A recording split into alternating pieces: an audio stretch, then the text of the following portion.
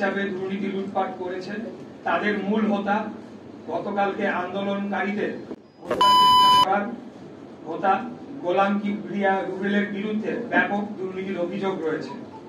আসিফ মাহমুদ দায়িত্ব নেওয়ার পর রুবেল তার লুটপাটের হাতিয়ার হয়ে উঠেছিল বলে নগর ভবনের আনাচে কানাচে কথা হচ্ছে। তাই মরিয়া হয়ে রুবেলগণকে নগর ভবনে পুনর্বহাল করার জন্য এক ঢিলে দুই পাখি মারার চেষ্টা করা হয়েছে। প্রকৌশল বিভাগের কুখ্যাত রুবেল একদিনও আন্দোলনে ছিল না, কিন্তু নিজেকে কোথাও কোথাও বিএনপির সমর্থক হিসেবে দাবি করে।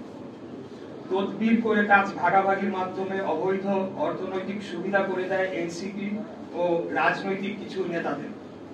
শুরু থেকেই আন্দোলনকারীদের বিরোধিতা সে করেছে এবং গোপন সূত্রে জেনেছি আন্দোলনের এক পর্যায়ে কৃত্রিম গোলযোগ সৃষ্টি করে সেই ডামাডোলের মধ্যে বাংলাদেশের সরকার কর্তৃক ঘোষিত এক শীর্ষ সন্ত্রাসীর মাধ্যমে আমাকে সহ আন্দোলনকারীদের কয়েকজনকে কল্পনা করেছিল বা চেষ্টায় ছিল।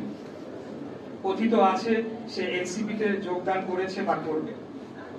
আসিফ মাহমুদ তার বক্তব্য ও কথাবার্তায় লাগাম টেনে ধরে বর্তমানে যে কিছুটা স্থিতিশীল অবস্থা রয়েছে তা বিনষ্ট করবে না বলে আমি আশা ব্যক্ত করছি এবং কোন ক্রমে কারো প্ররোচনায় বা নিজ সিদ্ধান্তে আন্দোলনে অংশগ্রহণকারী কর্মকর্তা ও কর্মচারীদের বিষয়ে প্রতিহিংসামূলক পদক্ষেপের চিন্তা ভুল ক্রমে করবে না।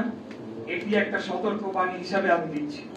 এর কোনো ব্যত্যয় হলে ঢাকা নগরবাসী মেনে নিবে না এবং পুনরায় আন্দোলন শুরু হলে তার নগর ভবনের গণ্ডি পেরিয়ে রাজপথে গড়াবে, সেটি করা উচিত।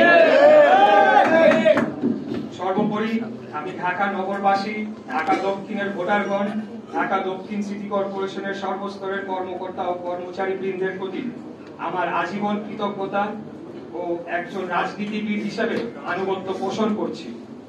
আমি আপনাদের অগাধ ভালোবাসা ও সমর্থনের বিনিময়ে আমার জীবন ঢাকা নগরবাসীর প্রতি উৎসর্গ করছি। আপনারা আমাকে মেয়র হিসেবে দায়িত্ব দিতে চেয়েছেন, তাই রাজপথে নেমে এসেছিলেন। তবে আমি খুব স্পষ্ট ভাষায় বলতে চাই, একদম শুরু থেকে এই অন্তর্বর্তীকালীন সরকারের অধীনে মেয়র পদে বসে নগর পরিচালনা করার পরিকল্পনা আমার ছিল না।